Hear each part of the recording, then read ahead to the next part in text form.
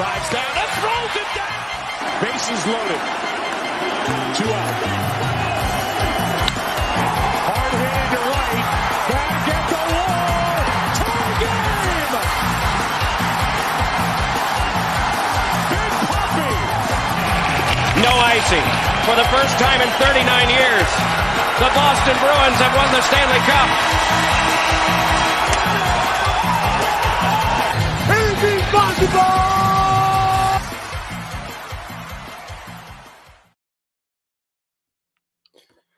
Hello, everyone, and welcome to another edition of Kicking with Kurse. I'm your host, as always, Ben Kurse. Hope you guys are having a great night and great Friday. It is July 12th. I'm pretty sure I was with you guys before July 4th, but for those that weren't on, or I don't even recall the last time I even had a show. It might have been before or after, but regardless, hope you guys had a great July 4th last week.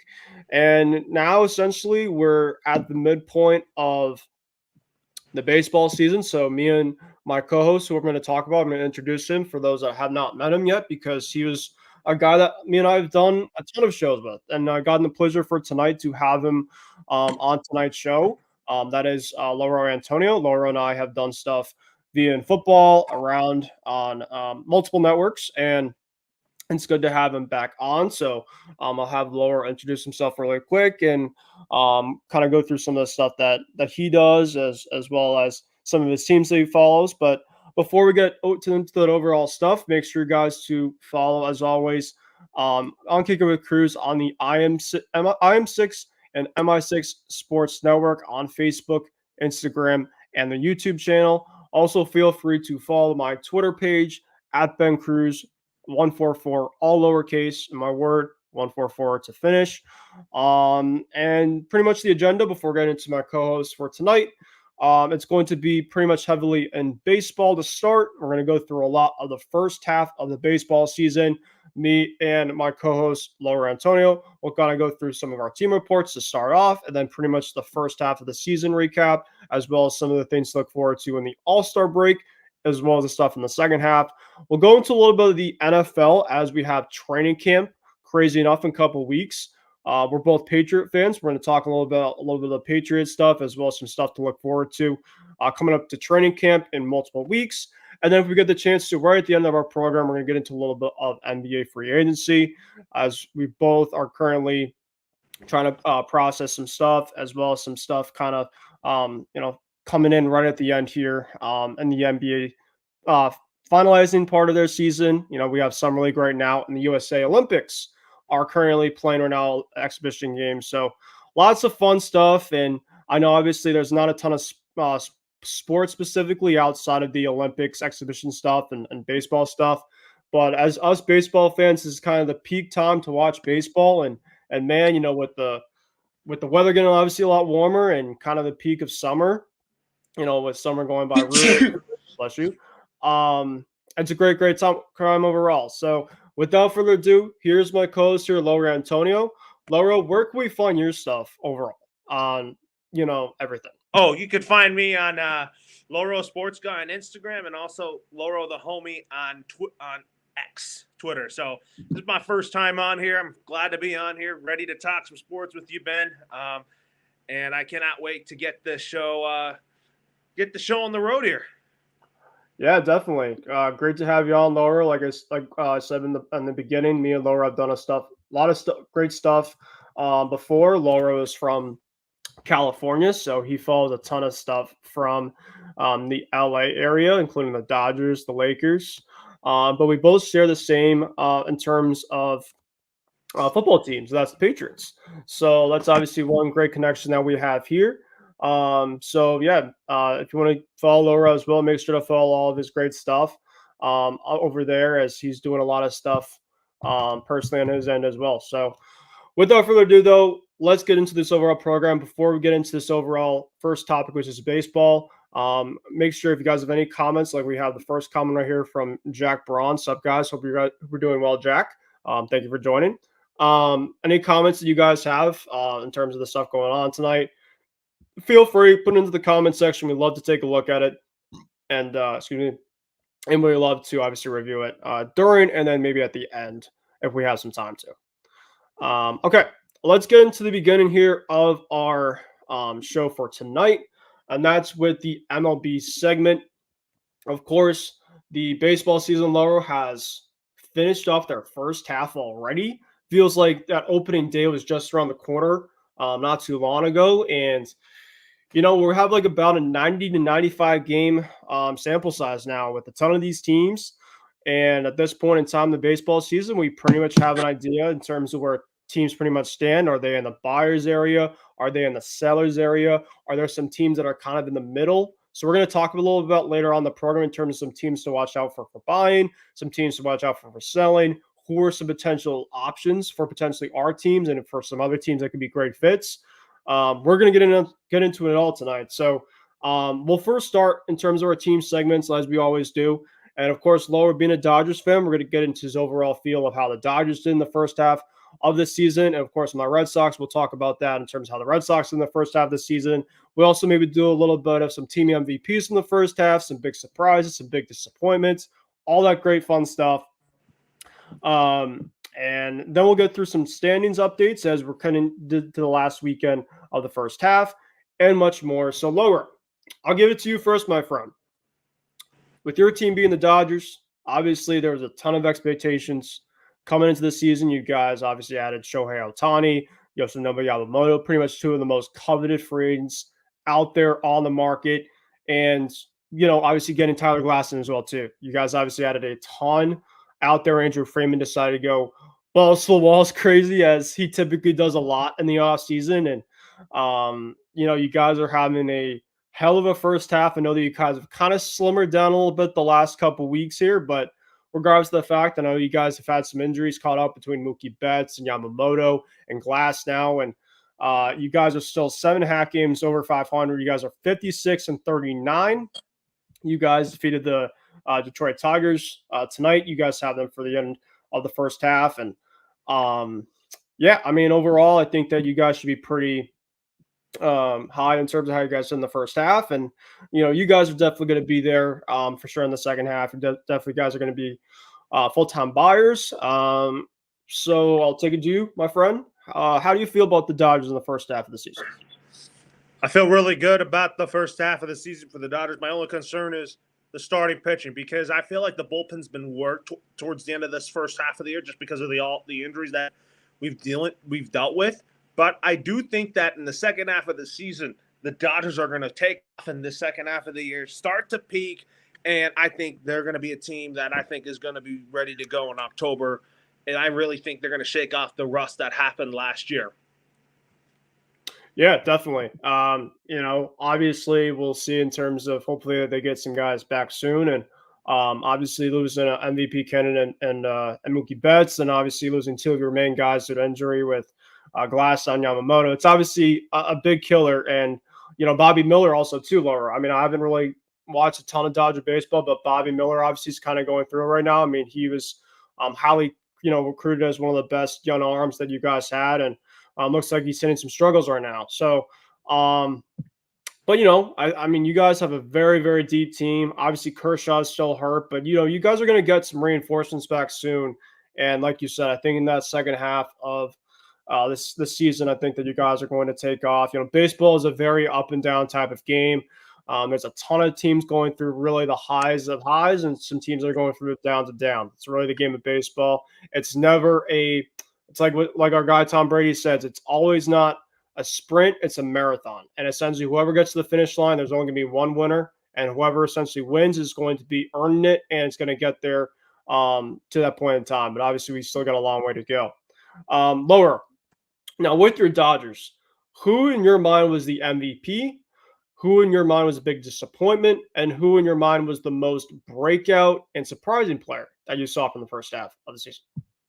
I think Shohei Ohtani has been the team MVP so far. I mean, through what he's gone through with the whole Ippei scandal, he's doing Shohei things still. The guy is already in his prime. I mean, the guy is going to be good for a long time because he's already the face of baseball when you look at it. He's already showing that with the Dodgers, but when he was with the Angels, I felt like the trainers really mismanaged him. and always put a lot of and he and Mike Trout carried the team when they were with the Angels last year, but this year it's a whole different ball game with the Dodgers and Shohei Ohtani. The Angels right now they're still disappointing, but Ron Washington is really keeping the team afloat despite their struggles that they're going through. I mean, and I also think who I think's really broken out this year when you look at this Dodgers roster, it's Gavin Stone. I mean, nobody thought he would be this good. Nobody thought he would be an ace-type pitcher. But he's really saved this rotation, and he's a guy that really has gotten the job done for the Dodgers. And I think Gavin Stone is definitely a guy that I think is really a good frontline starter along with Tyler Glasnow. Once you get Clayton Kershaw back, once you get Yamamoto and Glasnow healthy, then you better watch out for that Dodgers pitching staff because it's going to be really scary if you look at it. And then the biggest disappointment to me is James Outman, because James Outman, from Rookie of the Year finalist to sophomore slump, got demoted to AAA with Bobby Miller. But maybe James Outman could regain some of that form now that he kind of cleared his head and put up some really good numbers playing down there every day. And now back at the big league level, seeing if he can try to make an impact here. Yeah, James Outman was a guy that I think you guys had a lot of promise with. He was definitely a guy I remember play. Actually, when I saw the Dodgers play the Red Sox at Fenway, he was a guy that gave our team a lot of fits. And I just think something is just not clicked on just yet. But sophomore slumps happen, man. It's not just him specifically. And so we'll see. He probably has still a lot of good baseball left in the tank, and it's just a matter of terms of if he can get back on track. You're mentioning Gavin Stone, and I agree with you, Laura, a lot. And Gavin Stone currently in the first half is 9-3, a 3.26 ERA, 28 walks. I mean, that's obviously it's really, really solid. I mean, he's going to be like your fourth guy. I mean, Dustin May, too. You got to remember him. Lower. I mean, you can get any production from Dustin May. He's on the 60 right now, but you guys are just so deep specifically. I mean, you even got James Paxton, who did really well with the Red Sox at times last year.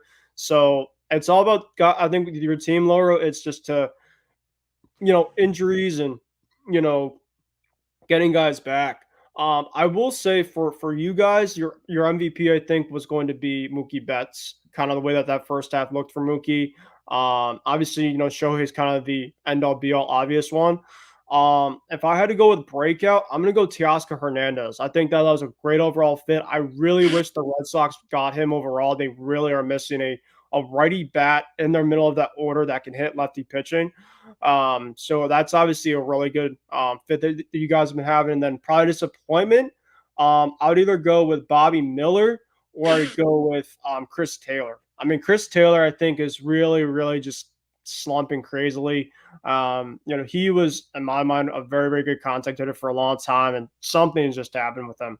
I'm not sure why, but we're going to go through a team lower a little bit in terms of some guys to look for at the trade deadline. But we'll go to my team really quickly first. So the Red Sox obviously are my team. I'm currently wearing Xander Bogaerts, who currently is not on the Red Sox, but I love Xander so much that there's a lot of guys, including Mookie Betts. I still have a lot of guys that were former Red Sox that I'm continuously to wear. And yeah. So well, you got Xander Bogaerts with the Padres. You got Mookie here with the Dodgers. And then you also got J.D. Martinez, America's DH, with the Mets. And I don't know. Oh. Well, look, we got a surprising guest here. We did not expect that. We got Isaiah Leon. Isaiah looks like they're coming from Cali. I'm pretty sure that's obviously your area. And so Isaiah, we're obviously just starting with some baseball because you know what, we got Loro here, and we're obviously at the end of this first half of this baseball season. But really quickly before we get to you in terms of some of the baseball stuff, I really just want to ask you, Isaiah, how are you doing? It looks like you're doing pretty well with you being outside. It looks like the weather looks great over there. Obviously, we have summer and stuff like that, so vibes can't be any better. So how are you doing? Yeah, what's up, guys? I just decided to hop on for a little bit because it's still, hey, the sun is still out. Like, I can't go to bed right now, even though I have to be up at like 3 in the morning tomorrow for work. But yeah, the vibes is definitely great. Summer weather is definitely here in the Bay Area. It's like 95 right now, so we're getting like a heat wave across the West Coast, but I mean, it's been a long time since us three have done a show together. So I was like, you know what? I can't pass up the opportunity to come on, even though it's only for a little bit, but I can't pass up the opportunity to come on, and talk some sports with you guys. So yeah, let's get it going, man. Yeah, so before you came on, we're kind of going through our team reports and kind of the first half team report superlatives. So Lower just went through pretty much his overall feel of how the Dodgers have been so far this first half. You kind of went through his MVP, his most impressive player, most disappointing player. So I'll go to you then, Isaiah, first, before I go to me then. I'll go to both. If you want to do the A's, you can do the A's. Obviously, the A's are where the A's are. The Phillies too. So I'll go with you first I'll do the A's to get them out of the way, I guess, first. A's are 36-60. They're 16.5 back, of course, in the AL West. But that's not really the whole entire story. This A's team, I think, for the most part, has made a massive improvement overall. If you just kind of look at the numbers, I mean, yes, they're obviously where they are. They're 16.5 back, but they have a lot of young guys, right? They're a team that's going to go fight every single day. And I don't think really that, they're not going specifically for playoffs and this and that. They're just going for hopefully the youth movement and to go just on a moving upswing. And that's what they've been doing so far. They're actually 6-4 in their last 10, and they actually beat the Phillies tonight. Your other team, funny enough, 6-2. So that's obviously you're probably in a pickle for this weekend. So it's actually cool that we have you tonight for that. But I want to ask you this, Isaiah. So your overall feel on the first half from the A's, your MVP on the A's so far this first half, most improved player and most disappointing player from this team.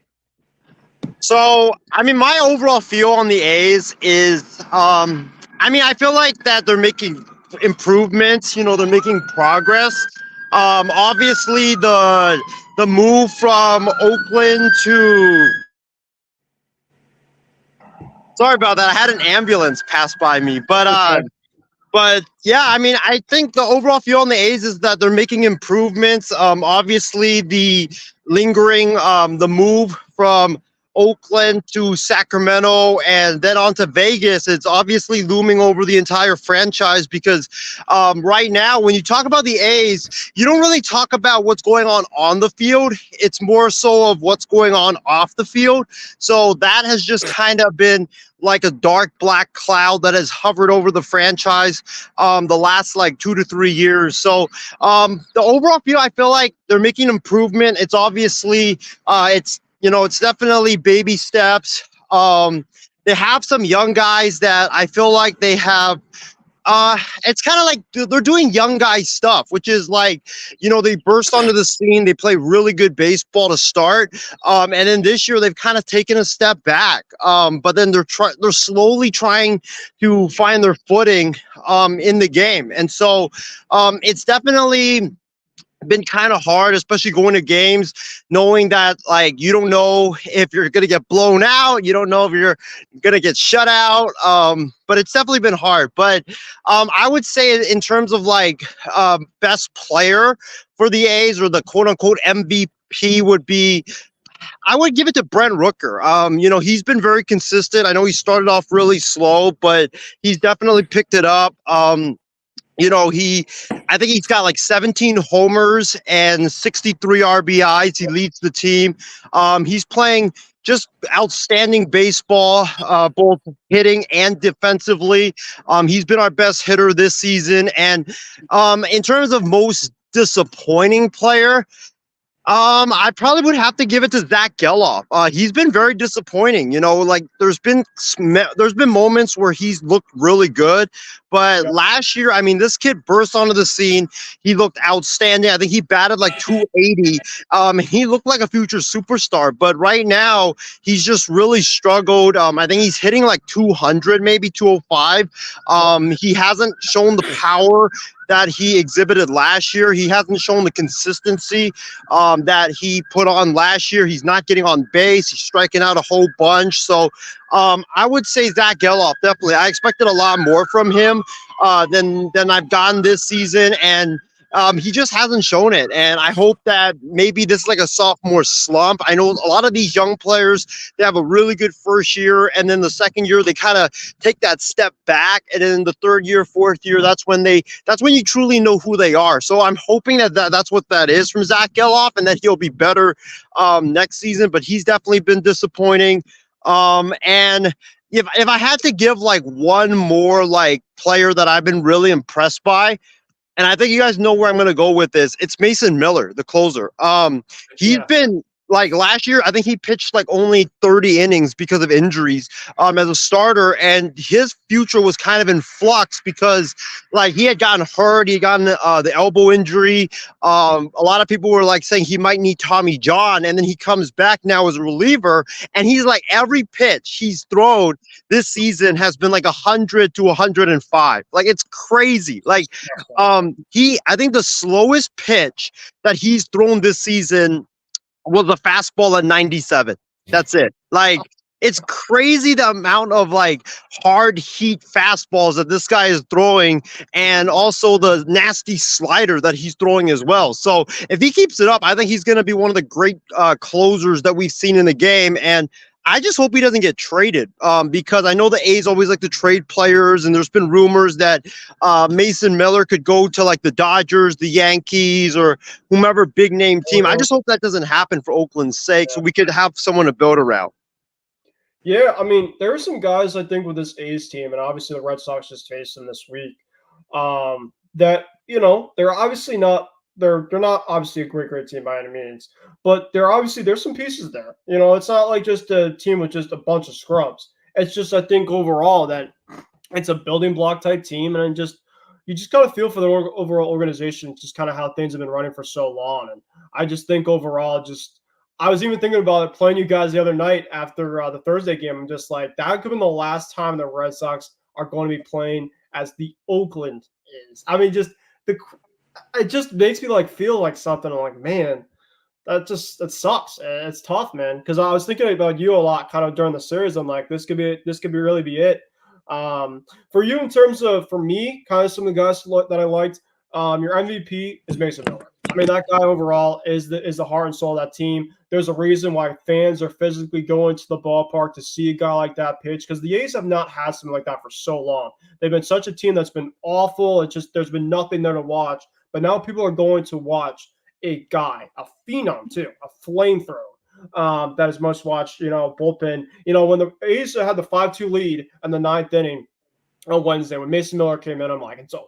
I'm like, I mean, this guy's coming in throwing absolute smoke, and it's just impressive. I mean, he threw 104 tonight against the Phillies, dotting it even on a ball.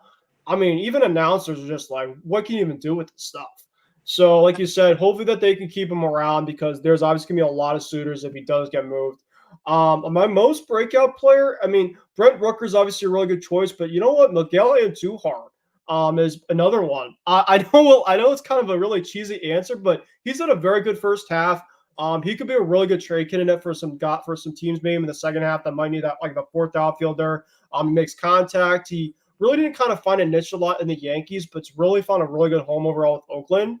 And I guess ever since you got to meet him, I say he's been able to kind of get his foot in the door. So maybe you got to think about that. So right, him and JJ Bleday. And then maybe from the pitching side, JP Sears. JP Sears has obviously had some moments here and there. So there's some guys that can give some awards to, for a team you wouldn't have thought. They'd be like, man, there's a lot of players I can give awards for the A's. But most disappointing, I would probably go with is Seth Brown. I mean, that guy I thought would have so much potential as a lefty, and he got brought down to AAA. You told me that he got DFA, but maybe he got claimed and went back to AAA.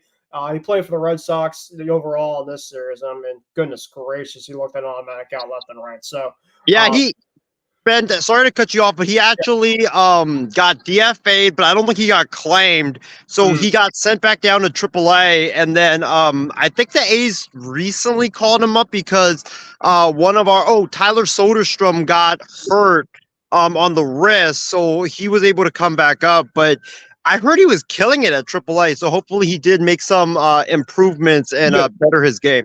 Yeah, no, he did. He had like a 500 plus average with a decent OPS, so I could see that specifically. All right, now transitioning really quick to your Phillies. Obviously, the Phillies the first half, pretty good, pretty solid. I mean, Harper's obviously out right now, which is kind of tough, but they're 61 and 33. I mean, they have 60 plus wins already. The Braves are currently going to be 9 games back of you guys. I mean, I don't know how the Braves did overall tonight, but regardless of the fact, the Phillies are going to be with at least 5 plus. Leading into the end of the first part of the All-Star break. So I'll go to you. How you feel about your Phillies in the first half, Isaiah, and then obviously some superlatives you want to give out to them. Yeah, I mean, I think in terms of the Phillies, I'm kind of like Loro and a lot of Dodger fans out there where it's like, the regular season, like we've seen this team time and time again have great regular seasons. But for us, it's all about the playoffs. We don't really care what they do in the regular season because we've seen it before that they have great regular seasons and then they end up not being able to do anything or come up short in the postseason. So, I mean, the Phillies have had a great regular season. I think they're 61 and 33. They will have one of the best records in the National League, but it's like that thought in the back of your mind that it's like, what are they going to do in the postseason? Like, are they going to translate this winning into having massive success in the playoffs? And that's when we'll see in October and late September. That's when we're going to get that question answered. But for right now, I mean, Phillies have had a great regular year. Harper, before his injury, he was playing well. Schwarber, at the leadoff spot, he was definitely turning it around. I would say the guy that, besides Harper and Schwarber, the guy that I would give like my most impressive player to would be Alec Bohm. I mean, he's been like solid for the Phillies the last several years. I know he's had like a lot of, funny moments, a lot of crazy moments, a lot of moments at third base where you're just like, do you even know what you're doing at third base? Because like he was making some of these errors that you just looked at him and you thought to yourself, like, dude, a little kid would make that error, not a professional baseball player. But I mean, he's turned it around both offensively and defensively. I think he's hitting like 280, if I'm not mistaken.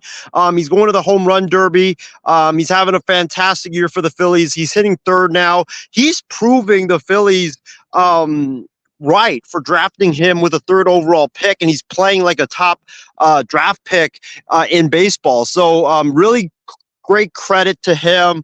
Also credit to Trey Turner. I mean, this guy signed a massive contract with Philly last offseason, and the first season was kind of a disappointment. I know he's been hurt for a good chunk of this season, but when he's healthy, I mean, he's been on fire for Philly ever since he came back from the injured list. So I would give him credit. In terms of like most disappointing player, for me, I probably would lean towards the bullpen and go with Sir Anthony Dominguez. This guy was supposed to be, Philly's closer.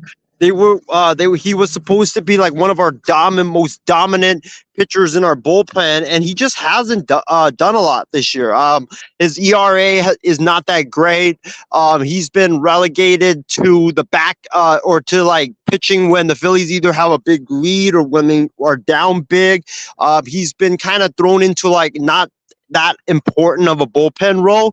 So I'm kind of disappointed about him. I thought he would definitely be a big part of the bullpen, but him and Alvarado, they've struggled a lot this year, and the Phillies have had to rely on guys like Jeff Hoffman and Orion Kerkering, among others. A lot of these no-name guys that you don't know where they come from. So that's why, like, I wouldn't rule out, knowing Dave Dombrowski, I would not rule out a Mason Miller trade to Philly because they just don't have that dominant closer in the bullpen. And you guys know in the postseason, you need to have that dominant closer. Like, you cannot run out like a bullpen by committee, or you can't do like a platoon at the closer's role. Like, that just never works out. So I think that I wouldn't rule out Dombrowski getting Mason Miller and be that aggressive, knowing that the Phillies have like a team to win it all this year. And also they're just like a closer away, I think, from winning it all. Yeah, definitely. The Phillies, obviously, I think they're obviously a very solid team. But the one thing that we talked about with them for a lot of the first half was the bullpen by committee. And I know for the Red Sox, as a fan for so long, that typically never works. Typically, when you most time than not, when you can get a guy that could go in right in the ninth inning and to do 1, 2, 3 as best as they can to get the wins, especially for a team like that. It's massive, especially in October. You need to have that shutdown guy. So we'll see what the Phillies do at the deadline. Really quickly before we get into our overall team needs coming into the trade deadline for the next couple of weeks, just really want to quickly go to the Red Sox and how they've done the first half. And I will say this: I'm shocked. I'm very, very shocked. I really did not have a ton of expectations with the Red Sox team, especially in a very tough division. I think I projected them right around 70, 75 wins. I'm very, very low on them. But you know what? Sometimes it's better to be wrong, to be proven wrong than be proven right. And that's what they've done so far. They've just proven everybody wrong. Alex Cora is going to be a very, very hot commodity. Laura, definitely watch out for your Dodgers. If Dave Roberts somehow falls on his ass, if Alex Cora became the Dodgers manager next year, That's not going to happen, because Ben. I don't think it is. it probably won't happen. But all I'm just saying is, if Alex Cora, he's going to be a free agent after this year. If something crazy happens with the Dodgers and they obviously want to kind of go for something different, you never know. I mean, I doubt it happens, but crazy things have happened as well. So, Red Sox, as they currently stand right now, they're 51 and they're 42. They actually, going into this morning, were tied with the same record as the Atlanta Braves. I would have never thought that the Boston Red Sox, with the roster that they have compared to what the Braves roster has, it'd be the same record. But you know what? That's the life of baseball. It's the love of baseball. And I could give a lot of surprises to a lot of guys. My MVP, I think, is going to be Rafi. Rafael Devers is pretty much the glue guy, the guy I think that is the most feared hitter, not only the team, but one of the most feared hitters in baseball. And just he does everything wrong. I mean, even his defense has been great. I mean, obviously his offense is really the reason why the team is where they are. I mean, he carries the team a lot, but there's a ton of guys that I can give a lot of love to in terms of the MVP conversation. My most disappointing player has been Vaughn Grissom. The guy hasn't really played, so that's kind of hard for me to kind of give him that. Brian Bayo. I'm going to give Brian Bayo my most disappointing because I really thought Brian Bayo would have a better first half. Obviously gave him the extension, and he's had a decent start, but I was expecting that next jump for Brian. And, he's not gotten it just yet. And I think that he's going to come back on track in the second half and obviously have a better year. But I think that he was the most disappointing because I did expect just a little bit better, kind of given how he was in the last year, how he did last year. And then Jaron Duran. Jaron Duran, I think, has done kind of a complete 180 from what he did a couple of years ago. I mean, obviously, if you guys remember the inside the park home run that went over his head and he literally just walked around and looked like he was lost the headlights. And I think everybody was clamoring for Jaron Duran to be off the team, this and that. And now he's turning into one of the most, not only the best dependable baseball players on this Red Sox team, but one of the most best players in baseball. I mean, just talk about just a guy that's put so much work in and, he does everything well. He could spray the ball. He could hit for a little bit of power. Well, I wouldn't say a little bit. He could hit for power when he really wants to. He could really turn the baseball. He could get both righty and lefty pitching, and he could steal bases. He really creates mismatches for the opposing teams, and I think that's one of the biggest reasons why this Red Sox team is they're not hitting a lot for power, but when they can hit for power here and there, and obviously they can press the opposition, and which is what Alex Cora emphasizes so far, in this first half of where they want to be. So, all in all, really good stuff from this Red Sox team. There's a couple of things that I'm going to talk about need-wise, but I want to get into you guys' teams' needs first. So, Loro, with your Dodgers, what are some positions of need that the Dodgers hope to look at in a couple of weeks leading into this trade deadline? Obviously, you guys are going to be given buyers by far. And who are some players to watch out for? For me specifically, really quick before I get into you, I think that the White Sox are going to be massive sellers, and I really think the Dodgers are going to make a massive push for Garrett Crochet and Luis Robert Jr. But what do you think? Who do you think are some needs for the Dodgers? Starting pitching is obviously, but I know that they're going to get a lot of their injured starters back, so that's going to help reinforce things. But as for Garrett Crochet, I just don't think the Dodgers should give up too much for him or Luis Robert Jr. just because I think the Dodgers I just think the Dodgers just need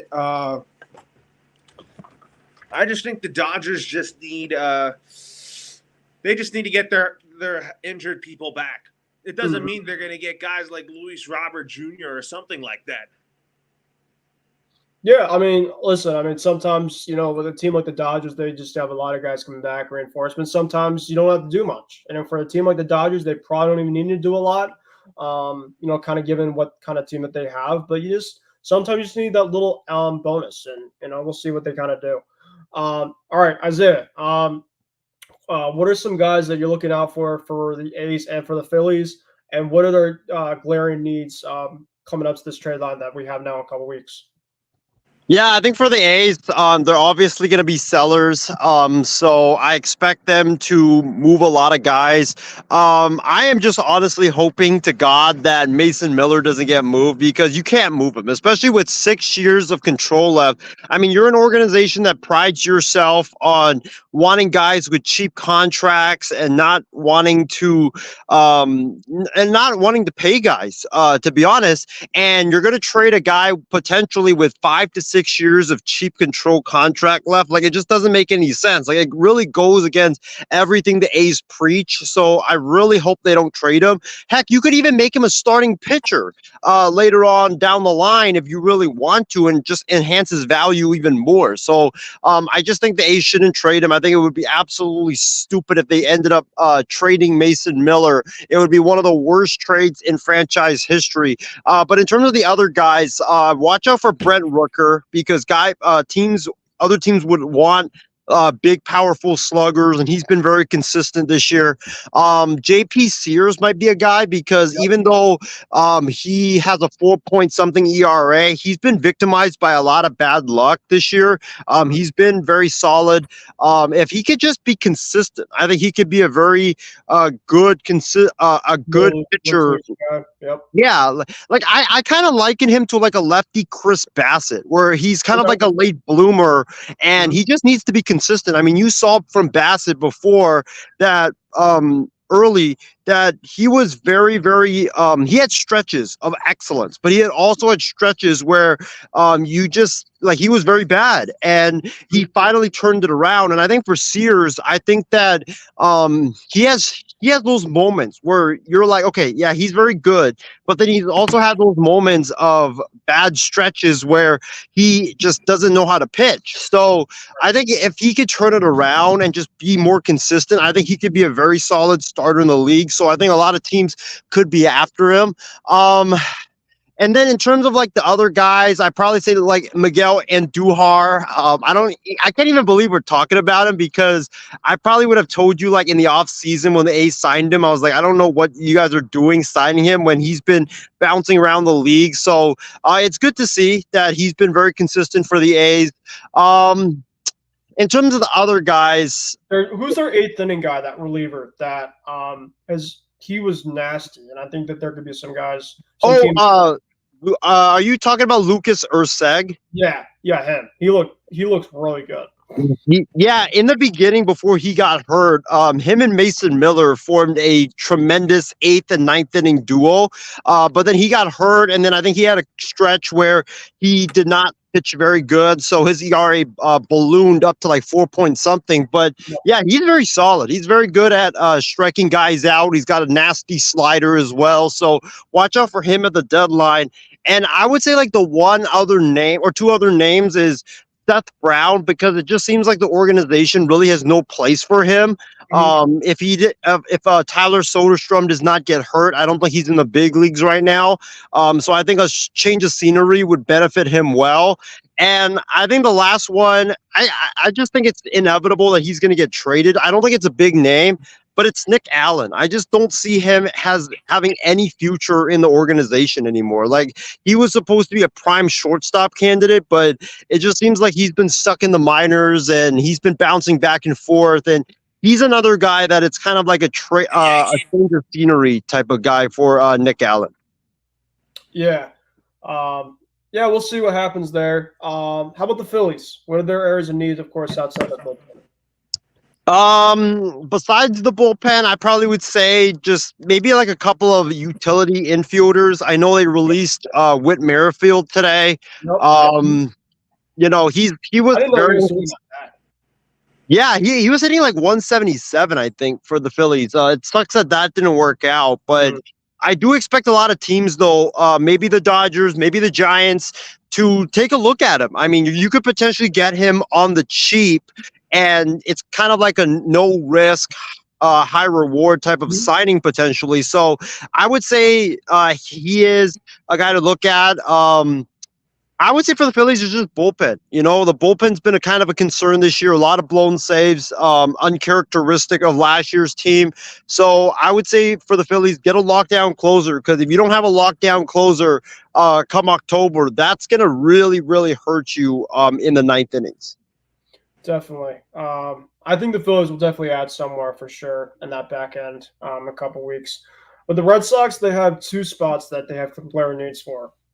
A second baseman and a starter. They need to get at least one more starter because, they got Brian Bailey, they got Tanner Houck, they got Cutter Crawford, they got Nick Pivetta, but they need that fifth guy. And that fifth guy has been kind of a rotation of Cooper Criswell, who did not look good, kind of coming back from AAA today. And then Josh Binkowski. And I think those guys are very serviceable, but they need to get a guy that can just give them innings. Right, a guy like Eric Fetty from the White Sox, a guy like Cal Quantrill from the Rockies, a Yusei Kikuchi at the Blue Jays are selling, which I think they will. They need to just get like a 5 to 6 inning type of guy, and then ride to that back end.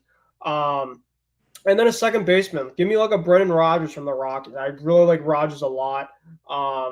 And maybe a guy that can hit lefties, because the Red Sox against lefties has been abysmal. So even Brent Rooker. I've been kind of on that Brent Rooker train. The only thing is, personally, is I think Rooker has a little bit more value somewhere else currently right now, because, in terms of playing against righties, I think the Red Sox have some guys that can already hit in that DH spot against righties. It's really against lefties. So, the Red Sox have only a couple of other spots specifically, and if they can, they got to go for this. They have to buy, because the American League this year is more wide open than it ever has been. I just look at the overall glimpse of the overall American League. We'll get to you guys in terms of some teams that were first half improvements, surprises, disappointments. But there was no team in the first half of the American League that was like, all right, that's a team. Like, that's a team that I'm like, holy crap. Like, there was a lot of teams that were good. There are a lot of teams like, oh, could be that. But a lot of teams had their flaws. And so, with the Red Sox, I'm not expecting them to go crazy and go pull the Arizona Diamondbacks to get the World Series. But it's all about just the team to get in the playoffs. And I think that's the overall goal for this year's team, because they're in a spot now. This is not just kind of a little fluke run the Red Sox have. They're a very hard-nosed, gritty, solid team that I've seen from that first half. And if they could get a couple more pieces, I truly believe in this overall team to get a wild card spot when it's all said and done. So we'll see what happens in the next couple of weeks here. But then now we'll go really quickly to around the league before we get into some of the all-star stuff. I'll go really quickly to Laura. In terms of the first half from the overall Major League Baseball season, we got an American League team, we got a National League team. Your biggest surprises, your biggest winners, and your biggest disappointments from both an AL team and an NL team. For the NL, I'm going to go with the Milwaukee Brewers. Everybody thought that they were supposed to be tanking and rebuilding, but they are really proving everybody wrong. Pat Murphy has done a fantastic job. He's going to get Manager of the Year votes for keeping this Milwaukee Brewers team afloat. And then you also talk about in the American League, the Cleveland Guardians. Stephen Vogt has really turned that franchise around and brought the team new ideas. And I think he's going to make the Cleveland Guardians a contender in the long run. And then you also talk about disappointments. I mean, the Mets were a disappointment, but they really got better since the Grimace gave them luck. And then my biggest disappointment for me is the Miami Marlins. You go from a team that made the playoffs last year, and then they really fell down to earth, and where people are wanting Jazz Chisholm to get traded and all that. Yeah. But Guys out there. that's not really the case there. And then the biggest disappointment for me in the American League is Toronto Blue Jays. How do you have all this talent that you start off so bad, and then you're still in the playoff race as of now? Yeah, I don't know with the Blue Jays. They're going to have to make up some ground potentially, but we'll have to see about that. All right, Isaiah, go to you. What do you think of the American League superlatives from the first half and the National League team superlatives from the first half?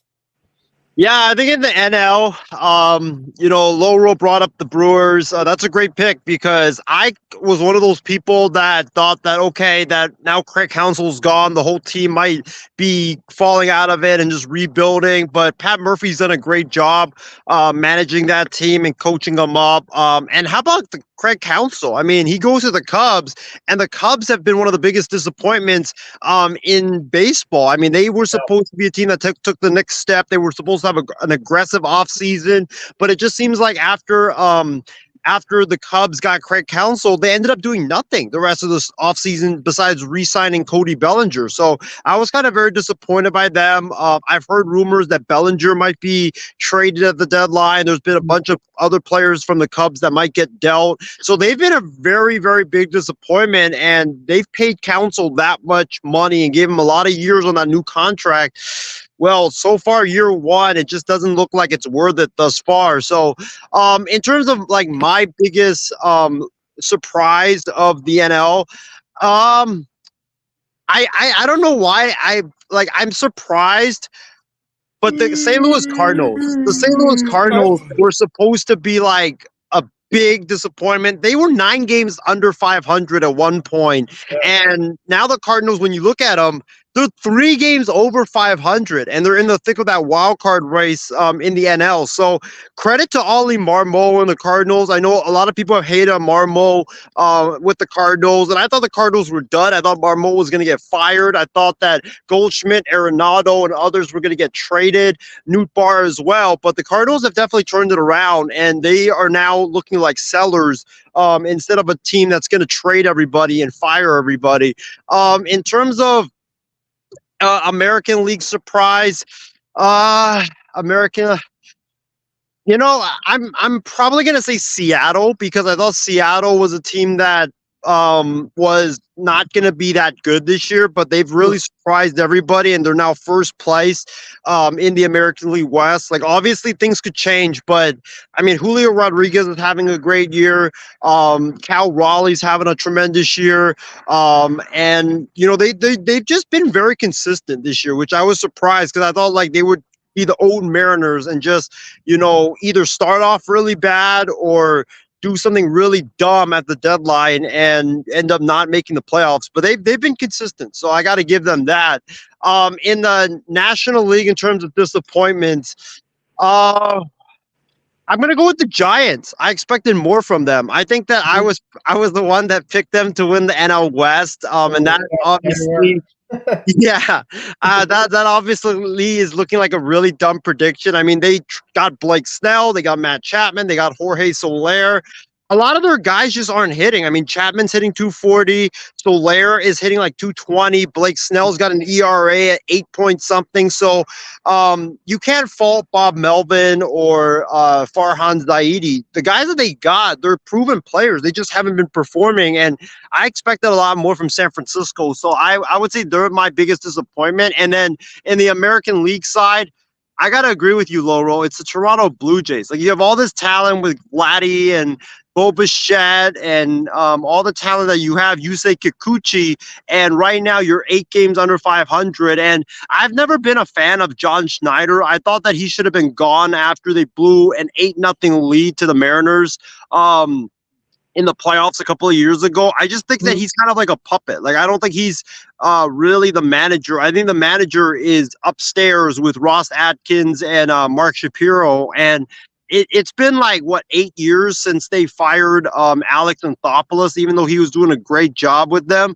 And they replaced them with Mark Shapiro and Ross Atkins, it might be time for a regime change in Toronto, because it just seems like with Atkins and Shapiro, they just haven't gotten it done, and they have been worse than what Alex Anthopoulos was in Toronto. Yeah, you guys have really good choices from both American League and National League. For me, the biggest winners in the American League, I'm going to go with probably the Yankees and the Orioles. I mean, obviously, those two teams are really kind of at the top. My most surprising team is going to be the Guardians. The Guardians, obviously, they really haven't lost a step over losing Terry Francona, which was a really good manager for them. And Stephen Vogt's done a very good job coming in, and they really haven't missed a beat. They hit really, really well. Their pitching is very up and down, which is the surprising part. Like, they're playing really good ball with their pitching. I don't even think at their full potential. I mean, Shane Bieber's obviously been hurt. And Tristan McKenzie obviously has not really given them much this year. So, Carlos Carrasco's been okay here and there. I do think they have to go get a Yusei Kikuchi, a guy that's like a lefty, because they really lack a lefty. I mean, they had Logan Allen, but he's not pitched well in the first half. Then obviously J-Rom, their lineup, I think, has been a massive reason this year why the Guardians are where they are. They're getting production from, of course, J-Rom. Stephen Kwan's obviously been an absolute force in the leadoff spot. And then obviously the Naylor guys between Josh and Bo, they've obviously done their thing too. So they've been a lot of fun, and they've been my most breakout team. My most disappointing team, and Isaiah, you might want to turn your camera on for this one. The Texas Rangers are my most disappointing team, I think, from this first half, because they brought pretty much everybody back from this past year. And, I know obviously kind of the first half, a little, like kind of the early parts, you can't really gauge a lot of teams kind of how they were. They kind of, sometimes a team that kind of have a tough start, but then they kind of hopefully get things on track. The Rangers really never had that. They didn't really kind of get themselves back on track. And, Adolis Garcia guy, for instance, which I would have expected more, only batting around 230. Yeah, he's hitting the home runs, but he's not obviously looking like the Adolis Garcia of last year. And we'll maybe see if that happens in the second half of Adolis. Josh Jones obviously going down was a massive blow there. So that does kind of hurt. I mean, Jonah Heim's obviously been okay. And, they got some guys left and right, but their pitching staff, man, has been so up and down between injuries with DeGrom. I mean, Navaldi's obviously been great. Lorenzen's obviously giving them something. But just something seems off. And you would have thought in terms of the Astros, especially them having a really tough start, they're obviously kind of back in the thick of things. The Mariners obviously been very streaky offensively. You would have thought that the Rangers would have been more right there in the mix. And they could still, but they just had a very tough start in that first half overall, especially with a manager like Bruce Bochy and them with being the defending champs. We'll see if they'll sell some pieces. I don't think they will, because I think that Chris Jones wants to still kind of be in that mix of we could still believe. But to me, they were one of the most disappointing teams in the first half. The National League, I'm going to go with the Phillies. The Phillies obviously were absolutely unreal in that first half. Of course, there wasn't really much of a shock, but, of course, with Rob Thompson and, them trying to get back on track after losing the NLCS last year. They're now losing a beat, and they're playing very, very good ball. The most disappointing team, man, this is kind of tough. I mean, the National League as a whole, there's not a lot of awful teams. I guess, you know what? I don't know. I would go with the Giants too. I think with the Giants, I thought I was going to have a little bit more expectation, kind of what they brought in and the guys that they brought in. And this is why, with Blake Snell and Jordan Montgomery, they didn't have really good first halves. This is why you got to sign earlier. Exactly why, because you just can't go into a season with no spring training reps and everything like that. And there's so much that you can do going into the season, like, and then you got Blake Snell and Jordan Montgomery pretty much saying, maybe we should have pitched. Like, yeah, no kidding. Right. So, I don't really kind of feel sorry for them if they didn't, pitch, they pitched in the spring training. It wouldn't have probably happened. So probably go with the Giants as my most disappointing team in that first half. And my most breakout team, I'm going to go with the Brewers. I think the Brewers overall are just a really good, fun first half, and they haven't lost a beat either. So those are all of our superlatives overall. And really our last quickly thing in the baseball segment, because we're almost at a full-on hour with baseball, is the All-Star game. And I know with you guys specifically, I don't know how you guys feel about the All-Star game. What do you guys think about the jerseys this year? Are you guys in favor of the jerseys this year? I know that there's obviously a lot of the old timer type teams really like the jerseys of your own teams, the uniforms and stuff. I really like that personally. They just don't do it anymore. And Paul Skeens, guys, got announced today that he's going to be the National League starter, which if you guys have not seen Paul Skeens pitch, this guy is absolutely disgusting. I mean, this guy, Laura, obviously, Paul Skeens, man, has been a lot of fun this year to watch. I mean, he's going into with the Pirates team, that #1 overall pick. And, the Pirates, I mean, they're 2 games, I think, under 500, but the National League currently right now is constructed. I mean, it's not very good. So, the wild card got very, very tight by the end of the mix here. But, yeah, I really like the All-Star game stuff. I think it's really good for a lot of our teams to kind of just relax, kind of take a little quick breather. That first half went really, really fast, but I think that's kind of a time to kind of sit back and watch all the fun stuff. And yeah, we got the Home Run Derby on Monday night. I'll be watching that currently on a cruise ship, which will be kind of interesting because I'll be going on my vacation starting on Sunday. And then we got the All-Star game on Tuesday. I do want to get you guys' overall Home Run Derby predictions because I know that we've kind of done that together as a show in the past. If you guys don't remember the overall Home Run Derby participants, I will quickly go through it with you guys. And really quickly before we get to the overall participants, how do you guys like the rules in Home Run Derby? I'll go with you first, Laura. The rules are kind of just ridiculous. I just think that, you just don't have a lot of time to, you just don't have a lot of time to do certain things there, Yeah. What about you, Isaiah?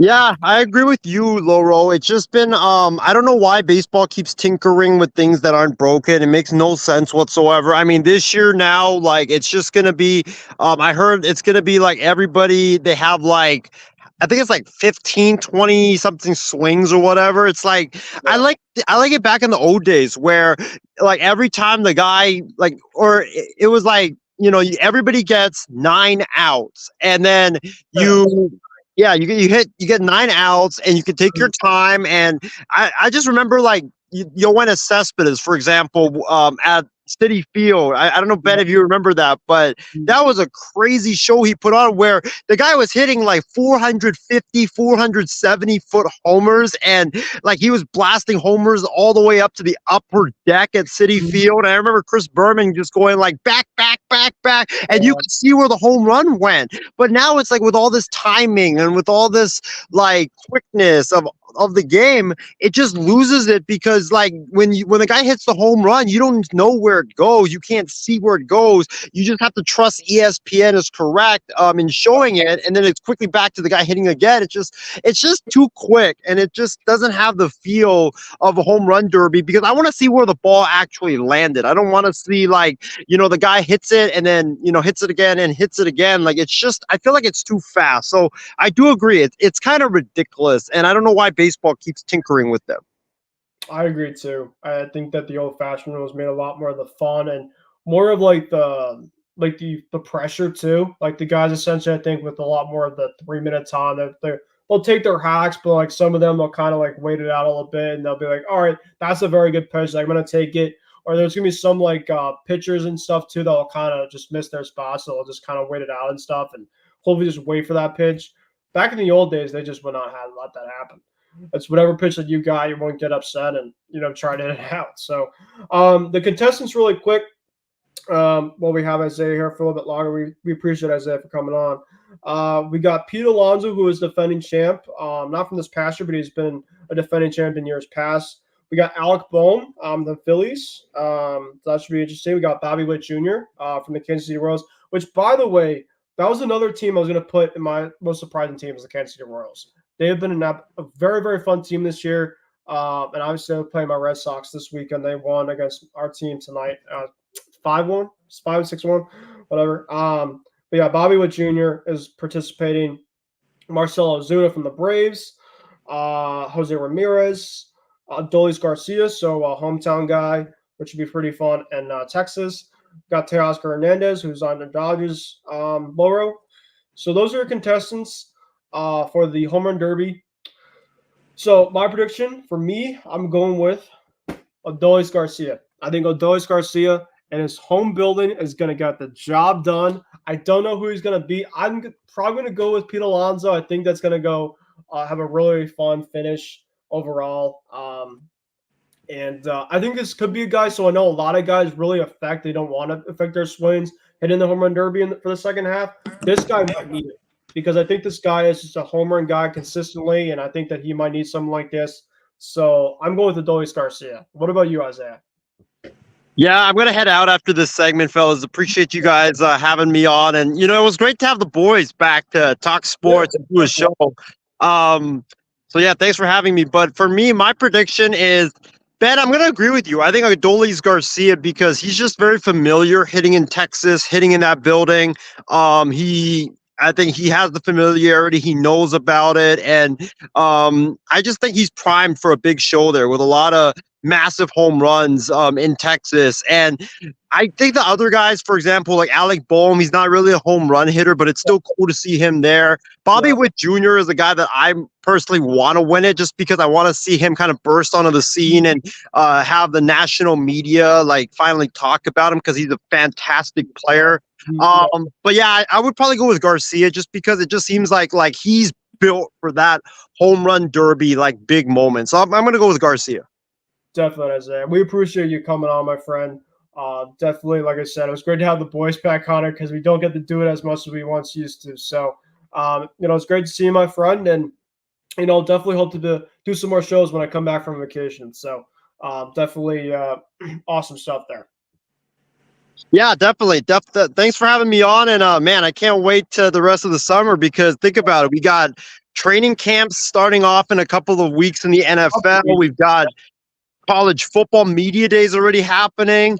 I think college football's training camps start up in a week or two, and then I mean we're almost off the football season, boys. Just think about that. Like football season is almost about to be here. Baseball, we got the trade deadline. We've got we got the trade deadline coming up, and then we got the Olympics. So definitely like a crazy time of the year. So if you want to get your rest, definitely get it right now because in a few weeks with football starting with all the stuff, baseball, potentially, NBA, not NBA, but potentially like the Olympics and everything, it's going to be a crazy ride to the end of the year. Definitely. Appreciate you coming on, Isaiah, for sure. Laura, and once again, thanks, Isaiah, for coming on. We obviously love and appreciate him coming on as usual. I'm going to get to you. Who do you have winning the home run derby?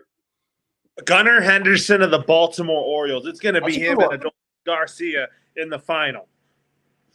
Yeah, that would be really cool. I mean, Gunnar obviously had a very fun first half, and I think that he has a very good potential of getting that job done. So we got the All-Star game on Tuesday. Obviously, that's I don't know how you feel about the All-Star game. I'm not the biggest fan of it anymore. I think that they do too much of the mic'd up stuff, which I think kind of takes away the love of the game. And obviously the stakes, right? The stakes kind of used to mean something. I'd say kind of earlier on with, home field advantage and stuff like that. It's just not the same it once was, but it's still great. It's obviously we obviously both love the game of baseball and, we'll definitely still watch how it is, but it's more now it's an exhibition. It's just kind of, guys are kind of half-assed at this point. They don't want to get hurt, but they're playing specifically to represent the American League or the National League and to represent their team. So I don't know if you have anything else you want to talk about for the All-Star game coming up too. Oh, yeah. I mean, I just think I want the NL to win again, and I want Ohtani to be the All-Star game MVP. Yeah, it could happen, man. Pretty cool. So that was obviously great stuff for baseball. I know we got into a lot of that stuff, but we're going to transition over to a little bit of some other stuff, and we'll talk about some football. As Isaiah was kind of talking before he got off the air, training camp is going to be coming up closer than we know it. And, as I know, Laura, we haven't really talked much stuff with our teams. In terms of like the Patriots, right? Both of our teams, there's not been a lot of stuff kind of off the field. I know obviously the Matt Judon negotiations currently right now. He's trying to get a new contract. We see Christian Gonzalez kind of working out and stuff. He's trying to make his way because obviously he got hurt. I remember week 4 against Dallas, and the Patriots overall up. I thought defensively last year, right? They played really really hard, and they were able to stay in a lot of games defensively. It was just their lack of offense and scoring consistently to win these games, especially down the stretch. There was a lot of games that they just did not pull out right at the end. So, you look at the overall draft of the Pats had, obviously drafting Drake May with the 3rd overall pick. And, they got some guys, kind of around him, some receivers and Jalen Polk and Javon Baker, some 2 young kids. So we'll see how that goes specifically, right? We have some defensive guys coming in. I know obviously kind of our young core. We still kind of have to see where things go with that. And it should be a really, really fun year. So with training camp coming up in a couple of weeks, I know we obviously talked off the air in terms of the quarterback battle and what we think with Jacoby Brissett and Drake May obviously kind of headlining the quarterback group for this year's New England Patriots. So obviously this year is our first year without Bill Belichick. So obviously that's a massive storyline. Obviously, Gerard Mayo is kind of this is kind of the official. I know obviously when Tom Brady left, we were kind of saying it as a cliche, the new era, right? But this is really the new era, right? In terms of you have the 2 staples, right? With Belichick and Brady pretty much not playing the game anymore, which, for them specifically, they deserve to take a backseat and do some other stuff. I love the guys, and we'll always love them, and they'll always be Patriots to us. But, I think we're also excited kind of for the young kids too, and kind of how they can be building for the foreseeable future, and seeing this young group of the Patriots kind of blossoming in front of our eyes, and hopefully that they can bring this team to competitiveness and hopefully into the playoffs. So I want to ask you this overall, Laura, in terms of how you overall feel with the overall team is, how you feel like they've been doing kind of this off season, and if there's anything to kind of look forward to in a couple of weeks with the trade. I was going to say trade deadline. That's a couple of weeks too. The training camp coming up in a couple of weeks also. My overall thoughts on the Patriots, I really am excited about this young team. I think Drake May is going to be the week 1 starter in Cincinnati over Jacoby Brissett. Jacoby Brissett has been a good mentor to Drake May. I think Gerard Mayo is going to do a fantastic job in year 1. And I also think that the Patriots are going to be a fun young team, but I'm not expecting much out of them just because this is a division that is still ran through the Buffalo Bills, the Miami Dolphins, the New York Jets are probably going to surprise a lot of people because they're a team that's under pressure right now because if they don't make the playoffs, Robert Saleh is going to have to be the fall guy. So that is something I'm really excited about with the New England Patriots. Getting to see Drake May play. I mean, Ramondre Stevenson is going to be a big factor in that Alex Van Pelt style offense. Yep. Alex Van Pelt, I think, is going to bring new ideas on how to run this New England offense. He's going to do a tremendous job. DeMarcus Covington, he's going to do a great job being the defensive coordinator. I would expect Gerard Mayo to be calling plays defensively, kind of a collab with him and Covington. And I feel like Gerard Mayo has brought in some really good new people on the coaching staff, but also keeping people from last year's staff too. Yeah, you're making a lot of great points regarding the coaching staff. Of course, it's pretty much a coaching staff that is brand new. Not a lot of guys from the Belichick tree pretty much at this point, but I think it's a really exciting group, and it's a group I think that is going to bring a lot of great traits. I know that Brissett and Van Pelt obviously have been together with Cleveland, I'm pretty sure. Tell me in terms of if that was right or wrong, because I'm not particularly sure, but I know there was some type of connection, I think, with Van Pelt and with some of the Patriots currently from past teams. I think Brissett was on one of those teams. But yeah, I just think overall that the Patriots have a very fun team. I think the offense could be, I wouldn't say explosive, but I think it could really open up some eyes, right? I think that they're not going to win the division. They're probably not going to even be like a 2 seed or 3 seed, but maybe they could compete for like a 3rd seed. Maybe they can compete, to get like a 7-8 win type of year. I know that there's been a lot of people though. I don't know if you've seen this, that like they have the pages really, really low this year, like doing anything, and they have them potentially getting the number 1 overall pick for next year's draft. I don't think that they're going to be that bad though, don't you? There's some people that think they're gonna, go with like the like bad like Carolina Panthers bad from like this past year, the year before, like Bryce Young. I don't think it's gonna be that bad because you look at what the defense gave them last year, right? They didn't lose a lot of their games, particularly because of their defense, right? And Jerome Mayo is more of a defensive minded type guy. It's all about specifically can they execute offensively. And a lot of the games specifically, they just did not finish right at the end. And I was at one of the games against the Washington Commanders. They were right there at the end, right? Mac Jones had a chance to drive them down the field and for them to tie the game up. And he threw a pass to Juju Smith-Schuster. He fumbled the ball, and that was it. That was one of like many opportunities that the Patriots had for them to either tie a game or to win a game. I was also at the game against the Giants in which Chad Ryland, who was a disaster the last couple of years, he missed a field goal with like 30 yards and lost the Giants, right? So I think that with this team, I think they're going to have a lot of promise. Christian Gonzalez is obviously coming back, and that's massively big. Remember, he did really, really good last year against Tyreek Hill and that second week against the Dolphins. The Dolphins obviously are going to have a really good team coming back, very explosive team. The Bills obviously losing Stephon Diggs, but I think, Josh Allen, they're still going to be a very tough team, tough force. I think that defensively they might take a step back, though.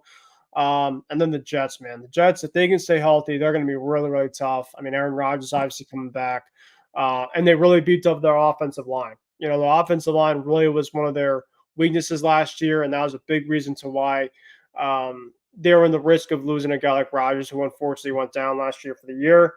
But, they brought in guys as well, too, like Mike Williams in their receiving room, and their defense is very, very good up front. So that divisional as a whole is going to be very, very tough, not only for this year, but for many years to come. So the Patriots really have a really tough test. Their schedule is going to be really, really tough. And so we're going to see what happens. I think there's going to be a lot of fun storylines to come when it comes to training camp. The training camp opens up on July 24th, Lauro. So in 12 days, the Patriots are going to be taking the field. I think the rookies typically report a couple days before. So, guys like Drake May and guys like Jalen Polk and some others are going to be reporting and hopefully getting their work in. And pretty much when I was at training camp last, remember, Lauro, I was kind of getting the back sense of this is kind of a little preview of what's to come. Coming into the preseason, we're going to have preseason kind of up in early August. No, a ton of people don't like preseason, right? But, this is kind of a good glimpse is kind of seeing some guys that can maybe turn some heads. And I think it should be really fun in terms of when it comes to preseason. Some guys that can, make a big difference. And I always love to see the guys that make the team from preseason as well, kind of some guys that are kind of like diamonds in the rough and they make the roster. I think that's a really, really cool thing to see, especially in football. But yeah, it's going to be a really fun year. And I know that obviously when I got back from my vacation, and I think that the following week it's going to be the week of training camp. And obviously it'll be almost the end of July. And then August, it's pretty much the end of summer month. It goes like this. And then we're pretty much at football season.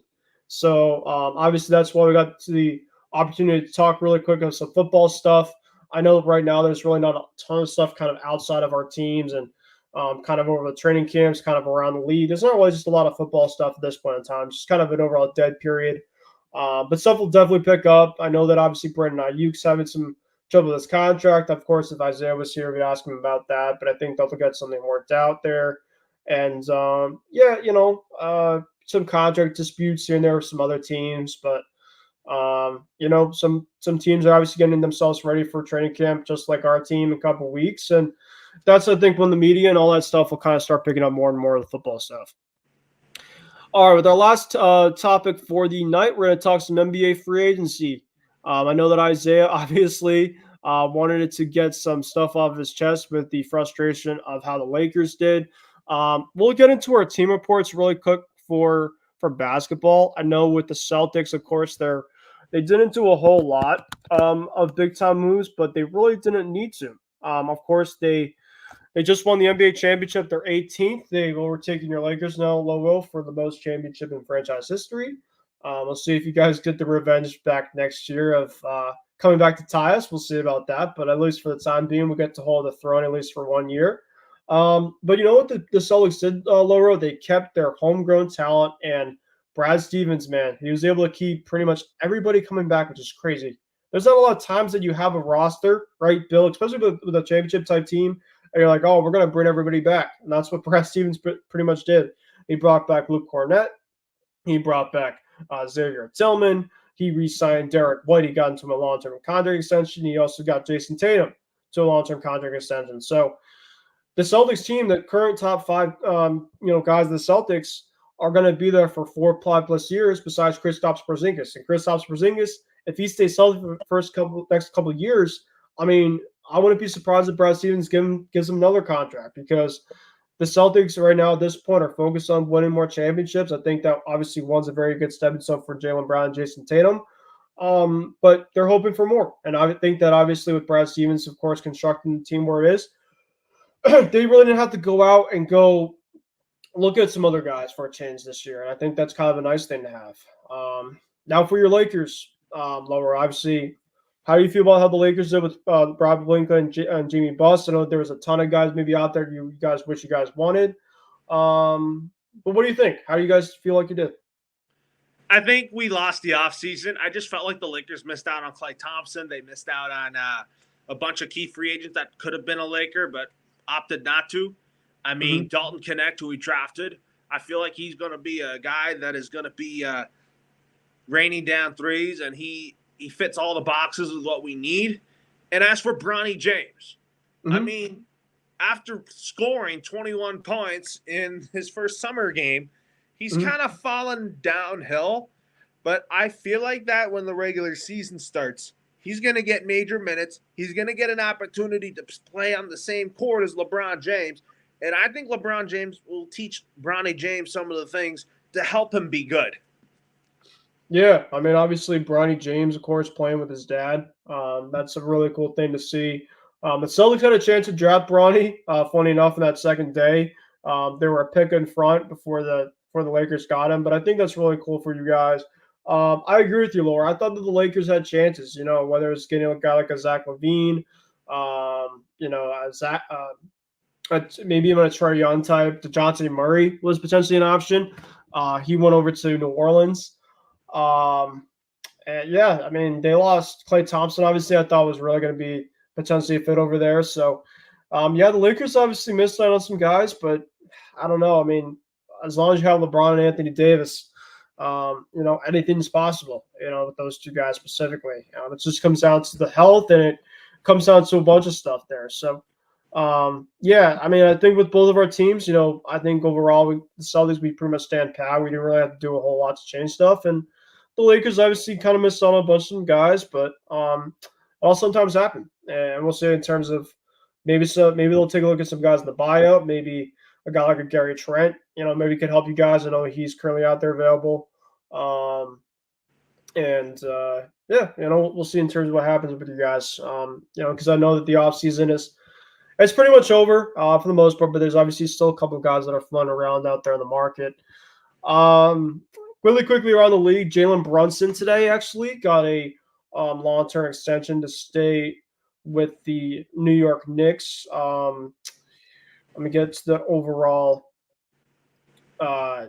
deal with you guys really quick. I mean, outside of kind of the big moves kind of around the league, I mean, Klay Thompson obviously went to Dallas. He's going to form a big three with Luka Doncic and Kyrie Irving. We got Paul George. He headed over to the Philadelphia 76ers. I don't know how I feel about that, to be honest, especially with kind of the health of Paul George and Joel Embiid. Can they stay bothly on the field? If they can, they could definitely form in the top 4, specifically Eastern Conference. I think I'd still take the Boston Celtics, the New York Knicks, and if the Milwaukee Bucks. If Giannis can stay healthy and stuff, and Damian Lillard obviously keeps doing his thing, the Bucks are just going to be another great team. However, I do not trust Doc Rivers. I don't trust Doc Rivers anymore in the playoffs. So that's obviously one reason why I might not take him over Philly. Because Nick Nurse, I think, is a solid coach overall, but it's Philly. That's essentially kind of what they do. They have a very good first, the regular season is very good, and then the postseason they just fall up on it.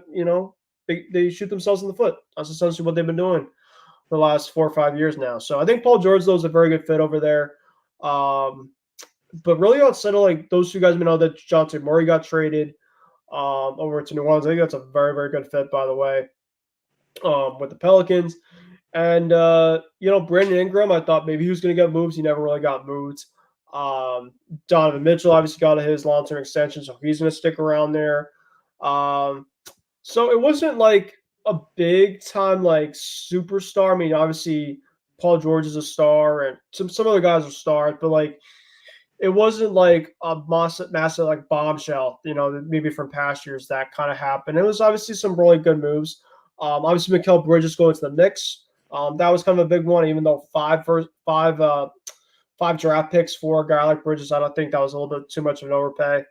And they obviously kept Anunoby. A lot of just re-signing guys to extensions, which I think is very critical for teams. And obviously basketball season's still a long time away, but obviously the NBA offseason is very, very fun. And we just want to quickly kind of get to the end of our program for tonight. So without further ado, I think that's going to conclude for tonight's overall program.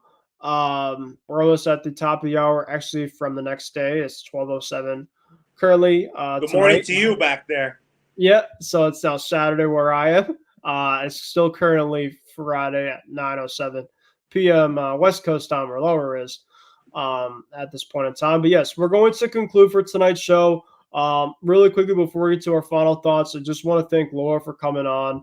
I know it's been a long time since we've both done a show together, and just want to thank you for coming on. And definitely we'll do some more stuff coming out.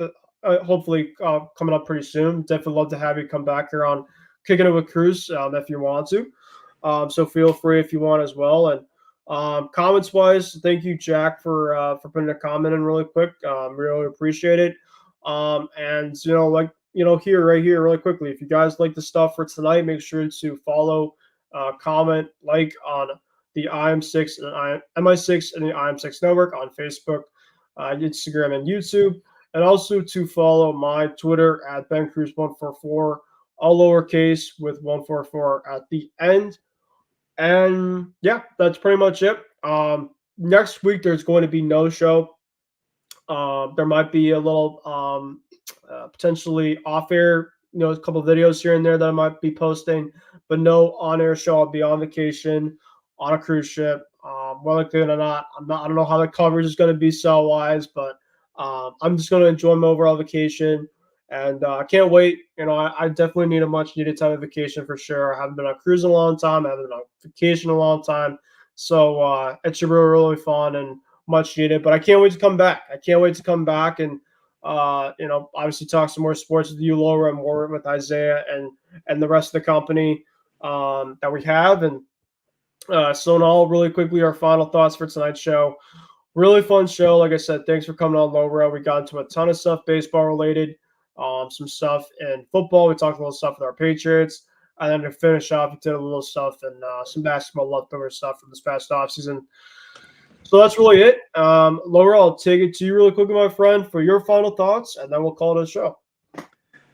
It's been a great first show back for me, and I want to do more of Kicking It with Kurse with you, because I really think that this is such a fun show, because I think that I just think that doing shows like this, we got to do more of these for the NFL season.